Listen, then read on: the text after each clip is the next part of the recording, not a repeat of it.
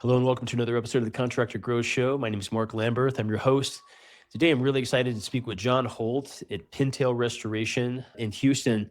John, thanks so much for being with us today. Yeah, I appreciate it, Mark. Thanks for the invitation.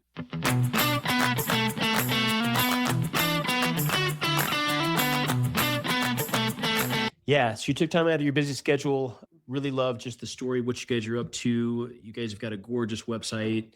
I can see that you guys are doing a lot of kind of work to really kind of build your online reputation as well. But excited just to hear the story, kind of the origin story of Pintail, kind of how you got into this and where you guys are at today.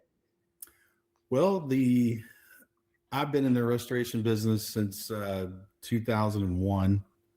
My interesting story with the getting in the restoration business was my first day of the mold business was September 11th, 2001. So, Oh, interesting. Okay. yeah. So I was, first job I went to, first plane, second job I went to, second plane. And then after that, I was like, I think I'm going to go home and get my kids and see what's going on here. So, but I've been after it ever since. And, it's been a hell of a journey. I've enjoyed it. I do love helping people. So, I've enjoyed the restoration business in a whole, but, from there I worked for a national restoration company for about 13 years. I was in management with them. And at some point I saw an opportunity. They were trying to get construction. I kind of felt like they were struggling with it. And I just went to my general manager and I said, hey man, why don't I start a construction company and I'll just be your subcontractor. And that's what we did. So, for about a year and a half, I got to work with all my buddies and that was my customer base. We didn't have to do any marketing. We didn't, it was all built in and it was a very small business and then things grew as they do. And we developed our own customers. And now I look back and it's been 10 years and I didn't even really anticipate 10 years when I looked up last year and we've been doing it for 10 years. So it's now I'm kind of readjusting and going, man, all right, I need to really be thinking about what do the next 10 years look like. Gotcha. So, we saw that that you had said, at some point on your stuff that, the industry didn't need more franchises. It needed more people who cared about their clients as much as they did about the work itself. And so your concept kind of from day one has been not to be the biggest, but to be the best and to sort of strive every day to get better and better. Tell me about that philosophy, man. Well, I think, I had people for years before tell me like, man, you really ought to start your own business, and being encouraging. And, at some point, but my biggest fear was really I just want to do a good job, and that's before money. I would rather do a good job, get paid, if things happen, that's just not the most important thing to me. Leaving a lasting legacy is more important to me than all that. I think if you do all the right things, the money follows it. But, for me, that's just, it was just a kind of an internal fear of just wanting to do a good job and then stepping out there and putting your name out there and your reputation. And, it's worked. And that saying in our meetings is you treat that house like it's your mother's house. And if you walked in that house and it was your mother's house, would you be happy or would you be mad? Right. So taking notes here. I love it, man. So we have talked with a few restoration companies and I'm curious if this is kind of part of what you guys do. I mean, when, disaster strikes, right? First of all, it's like a unique relationship with a client because they call it, customer, they call you and they're stressed out. This isn't some remodel that somebody's been planning for 2 years, right? They, had a huge, flood happen in their area in Houston, whatnot. But we've seen that a lot of times now they're kind of dealing with insurance and insurance, is kind of doing what they do. They're looking to pay out the smallest claim possible. But for somebody like you guys who's complete end-to-end remodel, I mean, go in and take care of the remediation, but also are able to, take care of everything in the house. I mean, is part of you guys' job to go and to do kind of a careful analysis of the house and say, well, it's not only your roof that needs, to be fixed, but also there's been, damage around the windows, there's damage on the siding and these things. And you're able to actually kind of give them a larger, essentially claim kind of payout from the insurance companies, which ultimately really helps your customers and can be a massive value add. I mean, are you guys in any of that kind of space with this? Oh yeah, I feel like it's interesting because you always kind of tote the line of are you a public adjuster? Are but you have to in what we do is we do end up negotiating claims, for most of these insurance claims. And you're right. I mean, I don't want to just straight up say insurance companies just trying to pay the least, but I think Sure. we all, they're in business to make money, and when you write less checks, and that's just the way it is. So, but our job is to make sure that the scope is complete and that the customer is made whole, and then once we've done that, okay, what do you want to do? What can we do to get you to that new kitchen countertops, and so all those different things that they may want from the claim, and then also toting the line up to, and I'm sure contractors could attest to this, just people have this conception that we're making millions and millions of dollars and stuffing all this money in our pocket, which really is, not true. No, that's not the case. Yeah, it's not the case. It's a tough business, and it's competitive, and you got to do a good job. And if anything, with TPAs or third party administrators in the mix of things, and making sure everything's definitely gotten tighter. Deductibles have gone up. The cost of doing business has gone up. So it's not for the meek, for sure. Right. Yeah. No, man, I believe it. So, I mean, you guys have got a great kind of service area. I mean, Houston, also out to Cypress, Woodlands, Tomball, Spring. Can I ask how many folks, it maybe kind of goes up and down, but how many folks do you have on your team right now? Well, obviously, I mean, we've had during storms and stuff like that, we've had, well over 100, pretty easily. For the most part, we're around 15 to 20, and that could vary pretty easily with the time of the year. But we do have our core group of individuals that have been with us for a long time, and great group of subcontractors I'm very proud of that. While they are technically subcontractors, they've been working for us for years, and they're just a part of the team as anybody else. Sure. Love it. Well, John, I mean, when I hear a company that's like highly rated, I mean, you guys have got a ton of reviews. You guys, very highly rated, 5-star over on Google. I'm always curious to learn more about what you've done to find and kind of retain kind of A talent, right? Like top quality talent, because I mean, ultimately, I mean, you've got a mid-sized business here. You've got folks going out in the field. They're the ambassadors for the brand. They're meeting with homeowners every day. And, the kind of ratings and the goodwill that you've created in the community is ultimately, your people on the team are a huge part of that. What have you done what do you look for in like a star player that's going to come in on the team? Any tips on kind of your hiring process, recruiting and or retaining really top talent?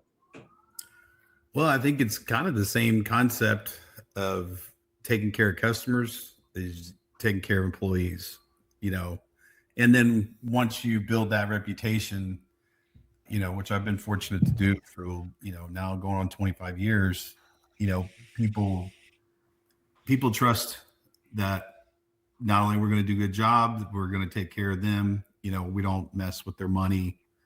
If we owe them, it gets paid. I want to, see people succeed. I think we try to create an opportunity or, nurture the opportunity for people to empower them to make decisions, So I think it's just, like I said, just kind of goes in the same philosophy of taking care of customers. You take care of people, you will attract the right type of people, we've definitely have gone through them, and Yeah, sure. you definitely, you try to learn from the mistakes, but at the end of the day, I think, we have a great team, and they care about people, and that's really what we're looking for. Oh, that's great. So, when we're preparing for show here, we're always looking at, how, folks kind of companies sort of online presence. And, I can pretty easily spot when someone has done an amazing job of representing their brand online. You guys have got a gorgeous website, and also are I get the sense that you've really invested and kind of focused some of your efforts on your kind of like online marketing. You guys are just kind of like rising up, in the rankings and things. What does it look like for kind of online marketing for you guys? I mean, what's your thoughts about that? And I mean, do you put a fair amount of energy into that, or I think you probably got multiple different types of efforts, and certainly word of mouth is driving most of your business, probably the largest percent. But I mean, how do you think about kind of investments into marketing? I mean, you guys doing a lot of that, and how is that kind of working in your benefit at this point? Well, I'll tell you, the website started, years ago, and I was bidding on a fire, $250,000 fire. And at the end of it, the customer decided to go a different direction, and I didn't really know why. And that person called me back about a month later and said, "Hey, I made a mistake, and I probably should have went with you guys. But the reason I didn't go with you guys is because you didn't have a website." And I was like, I lost a $250,000 job because I didn't have a website. So while I think on one hand, people, I think people take it for granted now that we're just like a website. I mean, if you're going to be any kind of mid to large business, you can get away with it. You're just going to be a small business and you have one or two customers, kind of like we did when we first started, which was great. But as you grow, you have to have a website, at a minimum, and you have to have a presence, and then that just leads to, if you're going to grow up, you have to have reviews, and those are things that we have to focus on and try to remind people to not only us go out and ask for them, but us, follow up, make sure that we're getting them. So extremely important. We have gotten into the pay-per-click ads, which I can't say that's paid off tremendously quite yet, but I think we're heading in the right direction with that. We just started it not too long ago. So I think there's just one of those things. It's just, you got to give that, if you're going to, you got to give it a year, I think a year commitment to see if these things are going to ultimately pay off. But I feel like we've gotten a number of calls, and I'll tell you this, I've done other marketing companies, several other ones, and I let them go, but I could point back to each one of those when I didn't even feel like they did a good job. But there was one, and I point to it, got $100,000 mold job from. Another one, they just came in, took our information, sent out an email blast, and I had an old friend of mine that happened to work at a data center now. He was like, "Oh man, dude, I'm so sorry I forgot about you. Get over here. Let's get you signed up." And we've done probably $1 million worth of business with them. I mean, wow. So marketing works, and you have to spend the money on it. So, but I feel like we're learned some lessons, and I think we're heading in the right direction with it. So. Gotcha. Can I ask, I mean, we're Contractor Grow Show here. We're always trying to help, listeners kind of, learn some tips that they can grow their company. One thing that I've seen is that a lot of contractors, builders, they put a lot of effort into getting the phone to ring. But in many cases, their sales process isn't especially tight. I mean, they don't really follow up. They may call someone a few days later. would you be willing to just kind of describe a little bit of your sales process? I mean, and or just any highlights or things that you guys do that's just kind of important to you that say, look, this is how we need to do this. I mean, if the phone rings at Pintail, what happens with you guys? How do you guys handle that? Well, we do have a CRM now. I mean, we have a call center. We have a lot of things now that we didn't have in the past. But years ago when I was in management with this national restoration company, I saw pretty quick they were not following up, and it just made total sense to me. Like, we can't just let you pay a lot of money to get leads sometimes, and there's a lot of effort and energy to getting those leads. And what I've learned over the years is most leads don't close on the first and second. It's 5, 6, and 7 times that you finally get this person over the hump. So you have to have a not only just lead generation, but that you're keeping up with your leads. So yeah, we've developed a pipeline that's in a spreadsheet that we just keep up with. And as soon as that comes in, our CRM updates that weekly, and we're going back. We talk about it every week, but it's assigned to somebody, a salesperson or an admin to follow up with this person. Hey, what's the next step? What's the next step? Because there's always, and especially in construction can sometimes be a long lead, deal. I mean, mitigation work is pretty quick. I have water in my house. I need help right now. What time can you be here is usually the sales, the end of that sale. But construction, other things are, that's a long lead time. So you definitely have to have something, a system to keep up with those and follow up on, because Love it. at the end of the day, somebody is going to do that work. And it's usually the last person that called them. Oh, right. Yeah. The person answered the phone when they called. Yeah. When they were ready to make a decision, and you took the call. That's great. Well, man, what's the future look like for you guys? I mean, here over the next few years, we talked to a number of companies that are kind of like, look, we're stable. We've got our, building that we own, our space. We've got capacity with that, some limitations and whatnot. Maybe it's a family business or kind of 3 generation. They're sort of like, we're great where we're at. Talk with other contractors, say, no, man, we want to grow, 20, 30, 50%. I mean, you guys kind of in growth mode and looking to grow the company here over the next few years? Are you guys kind of in a stable place with it all? I feel like we're in a good place. And my analogy for us is where we're at is we have a great foundation. We've framed it up, it's got a solid roof. It's time to build and add on, add some wings. And I think we're pretty diverse, and we're pretty lucky, that we do have multiple lines of business to keep us moving. But yes, it's time for us to make that next move. We need to be I'd say, and I think we could go from 10 to, $20 to $50 million quickly.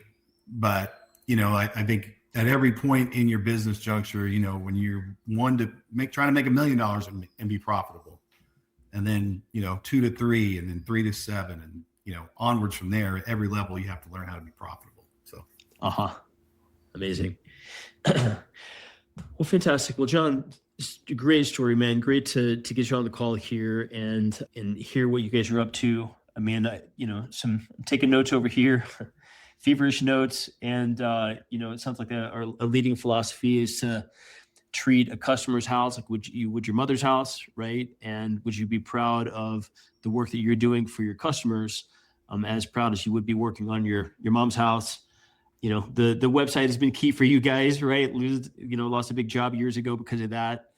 And it sounds like you guys have got just a great kind of attitude about needing to get exposure to your brand in the form of kind of folks, finding you and being able to contact you and then following up. I mean, those 2 pieces right there of kind of getting the exposure and especially the like phone handling and follow-up piece is something that a lot of builders just don't really get. And, if you're listening to this, I mean, just, think about some of the numbers that John's talking about here of what they've been able to do. And that's not separate from his, approach to continuing to kind of build their brand and also to just handle the phones, restoration to 24/7, right? Situation, right? And so, the follow-up is key. Fantastic. Well, John, if folks are looking for a great restoration company in Houston, what are a couple of good ways to get in touch with you guys? Well, go to our website, pintailinc.com. You can find us on Facebook, Instagram, Google, where we are an A+ rated on the Better Business Bureau. So, yeah, lots of ways to find us. Love it. So that's Pintail Inc., like Pintail Inc.com. You can find their phone number. You can reach out with those guys. If you're looking for a restoration company in the Houston area, they've got a great reputation. And then even if you're looking for a great team to be on, I'd imagine that's, something that's available as well, as, folks are always kind of coming through. And so, get in touch with John and find those guys over at PintailInc.com. Thanks for taking your time out today, John. And we'd love to kind of follow your story here over the next couple of years. Okay, Mark, thank you.